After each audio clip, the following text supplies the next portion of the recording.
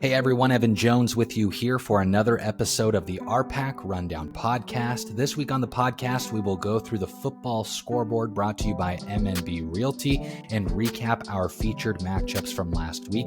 Also, we will preview the NSAA State Volleyball Tournament as that comes up this week. We have 3 RPAC volleyball teams that have qualified. Cody Gerlach of the Valley Voice will join us to talk about the state volleyball tournament. So the RPAC will be well represented down in Lincoln for the state volleyball tournament this week. All 3 teams begin at Pinnacle Bank Arena on Thursday. Dundy County Stratton and Cambridge will play at 11 a.m. and then Southwest will be at 1 p.m. We have a bunch of good info about the state tournament this week on social media and on our weekly blog results on rpacrundown.com. Of course, be sure to check out the website. A lot of good blogs and content there too. Of course, the RPAC Rundown Podcast is brought to you by a number of great sponsors like Arapahoe Rehab and Fitness, Cambridge Supermarket, Webb's Oilfield Service, Onyx Native, and C+. We'll take a break. Be right back.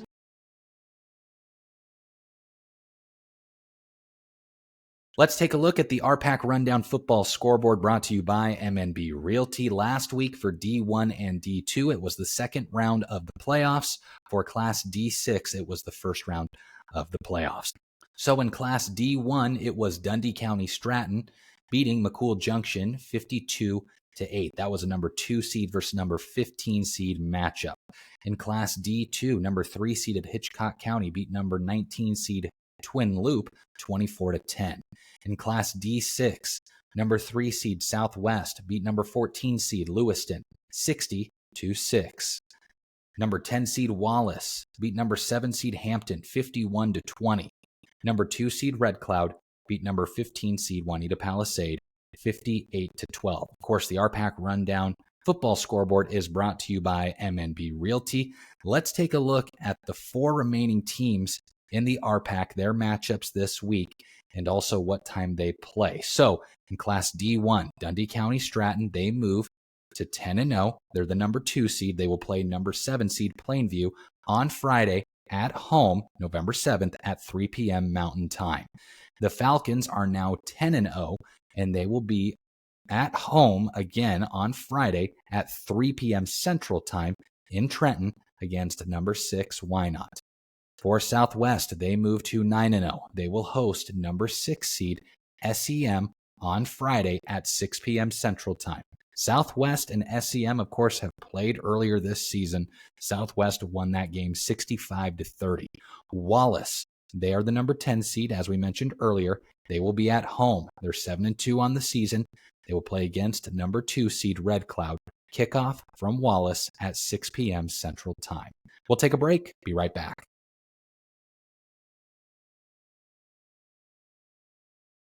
All right, let's do a quick recap of our featured matchups from last week. Of course, you can read full stories, get more information on rpacrundown.com. We have full articles there from our featured matchups that we covered last week and every week. That is what we do. On Friday afternoon, number 2 seeded Dundy County Stratton hosted number 15 seeded McCool Junction in the second round of the Class D1 playoffs. Dundy County Stratton captured the win to advance to the next round as they won 52-8. Over McCool Junction.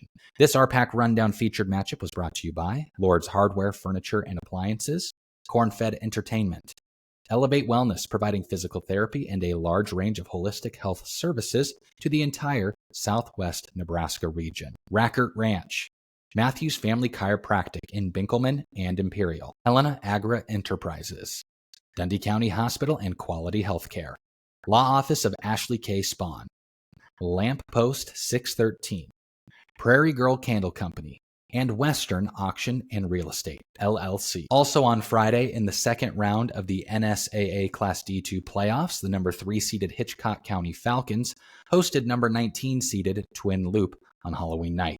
It was a tough battle with a number of turnovers between the two teams, but eventually the Falcons won 24-10. This RPAC Rundown featured matchup was brought to you by Lord's Hardware, Furniture, and Appliances, Corn-Fed Entertainment, Elevate Wellness, providing physical therapy and a large range of holistic health services to the entire Southwest Nebraska region. Trails West, Bentley and Kisker PC, Go Light, Hawkswell Motors, and Dundy County Hospital and Quality Healthcare. And then on Saturday, we had volleyball action. It was the D2-4 district final with the number 4 seeded Dundy County Stratton Tigers hosting number 13 Crawford. Dundy County Stratton swept the Rams 3-0, earning the district championship and punching their ticket to the state tournament this week. This RPAC Rundown featured matchup was brought to you by Dundy County Hospital and Quality Healthcare, Law Office of Ashley K. Spahn, Prairie Girl Candle Company, Western Auction and Real Estate, LLC, Lord's Hardware, Furniture, and Appliances, and Matthews Family Chiropractic in Binkelman and Imperial. We'll take a break and be right back.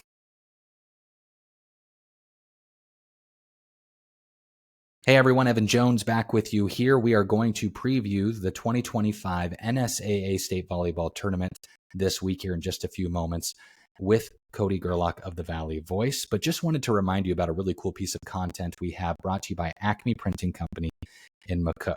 We have been doing some interviews with students from the RPAC who are involved in the arts, whether that's music, play, art, etc. We have been chatting with them, seeing what's going on the art side of education. Also, have you checked out Acme Printing Company's website? If you haven't, please check it out, acmeprint.co. You can order online. They do so many cool things like marketing products, stationery, direct mailings, signage, promotional products, storefront and vehicle graphics, and more. We personally use Acme Printing Company. They print our magazine, and they've hooked us up with great pens. And they also came and did the signage on our office.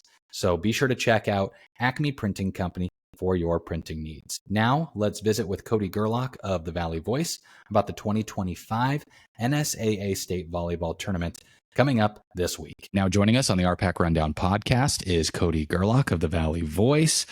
State volleyball this week starts on Wednesday. Crazy to think that we are at this point, Cody. No, I'm excited for it. It's the NSAA calendar. This is about my favorite week of the year. Was talking with somebody. I love to just watch a lot of those district final matches. And I was watching some C1 match. And I'm like, I cannot believe how good high school volleyball is in this state.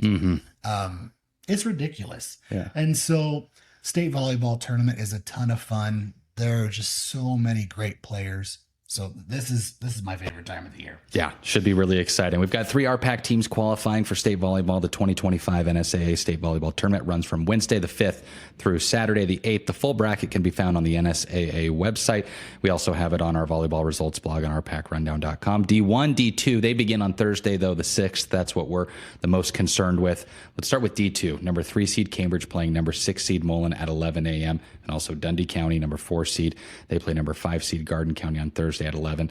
So let's start with that Cambridge matchup. As of late, a couple weeks ago, won the RPAC championship. They should feel really confident going into state. I think so. I think it's they drew an opponent that they match up fairly well against.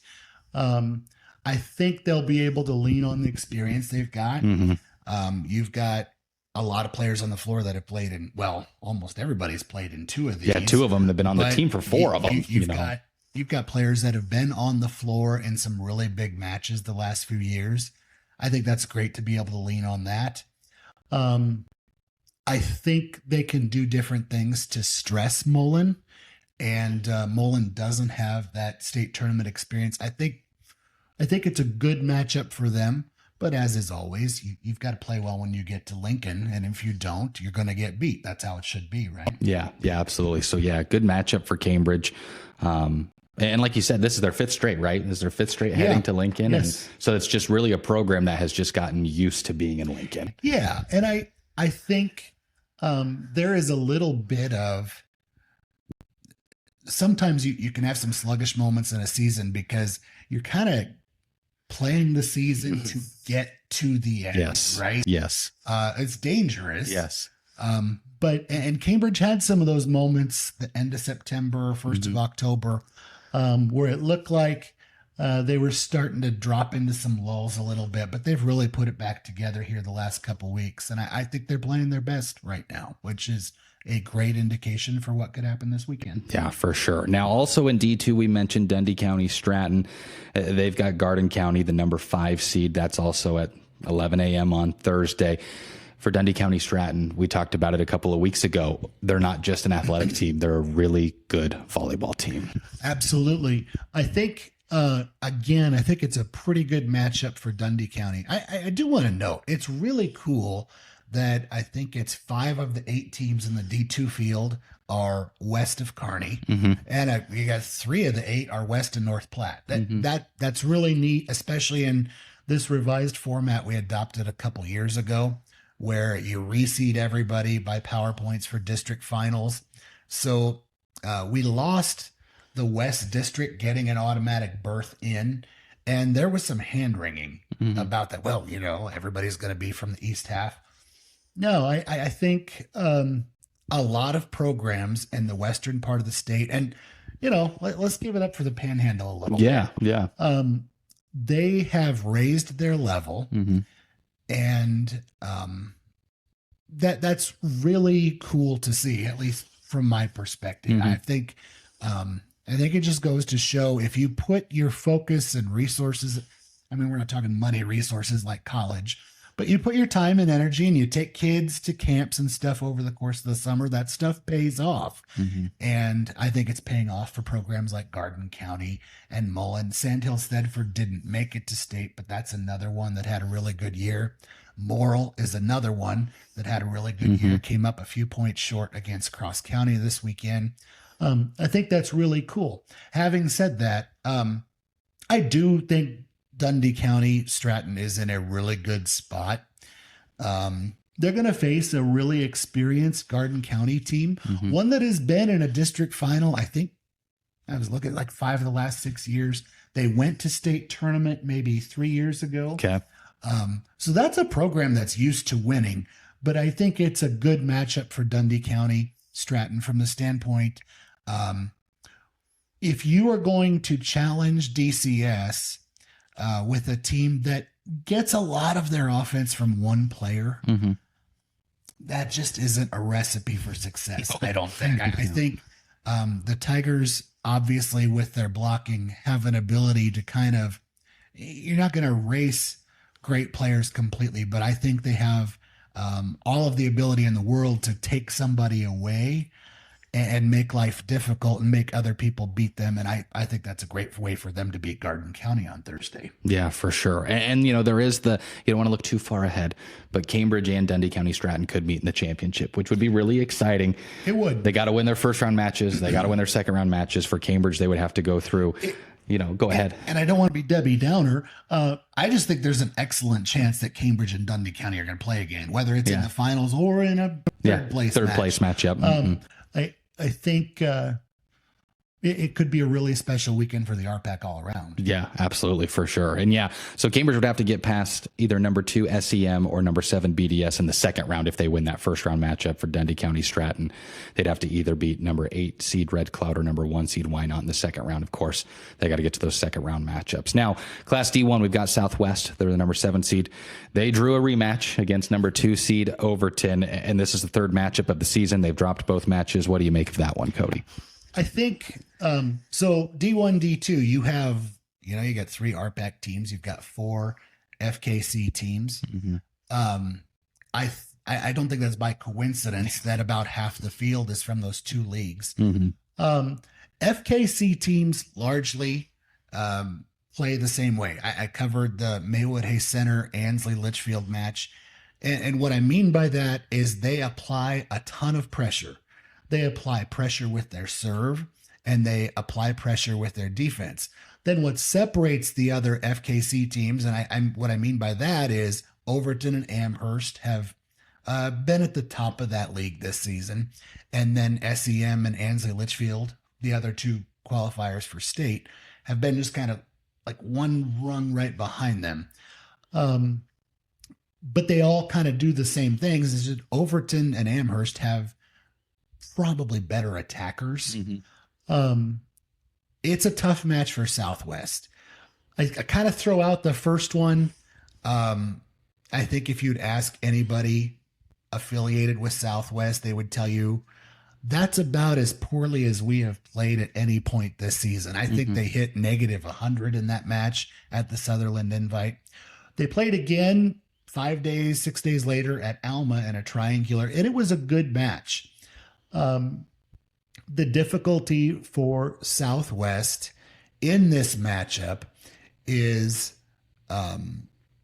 Overton is really, really good defensively. Sure. And Southwest gets their offense from primarily two players, Kira and Annika Nelms. So Overton has the tools to make life difficult for them.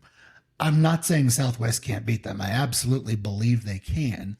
But I think it is a difficult matchup. And it's going to be when you're talking about facing one of the favorites to win the whole thing. And Overton certainly is that. They've kind of been the bully of Class D volleyball for a few years now. Southwest is going to have a really good day serving and try to take some of that pressure that Overton applies and put it back on the Eagles. If they can do that, I think they'll have a decent shot. I've been impressed that last week of sub-districts in the district final. Southwest, despite the fact that most of the sets go to whichever Nelms twin is in the front row, they really moved things around.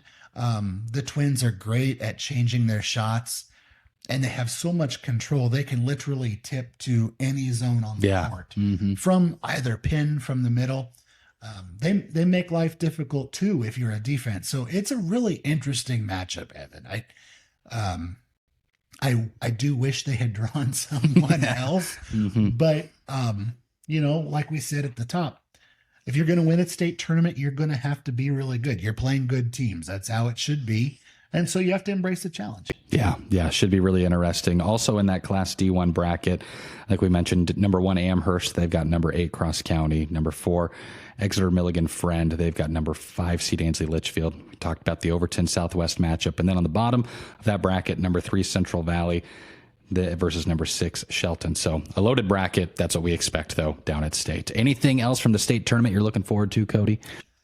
Just to roll back on D2, I think SEM, another FKC team, I think they apply some of that same kind of pressure. They've got a big hitter in the middle, and her name is gone from me at the moment, but I think she's got nearly 500 kills this year. I think that's a sizable challenge for Cambridge should they get past the first round, and should SEM get past that. And Why Not is a very veteran team. It's largely the same squad that Cambridge faced in the semifinals 2 years ago. I think the Blue Devils are really good.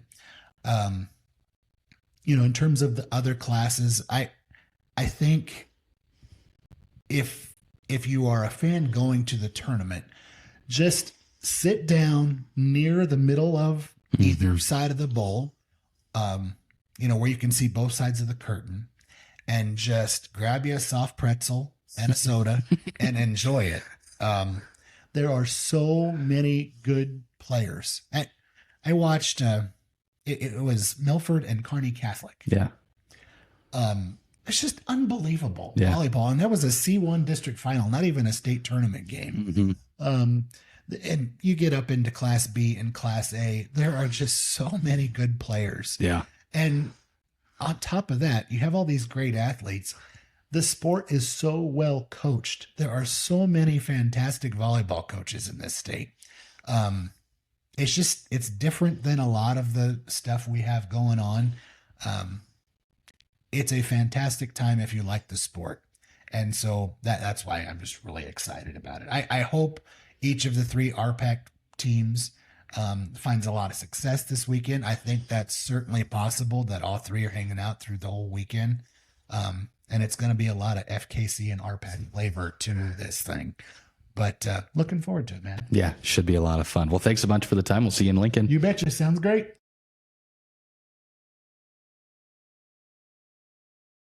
That will do it for this week's episode of the RPAC Rundown Podcast. Of course, be on the lookout for Athletes of the Week, brought to you by First Central Bank.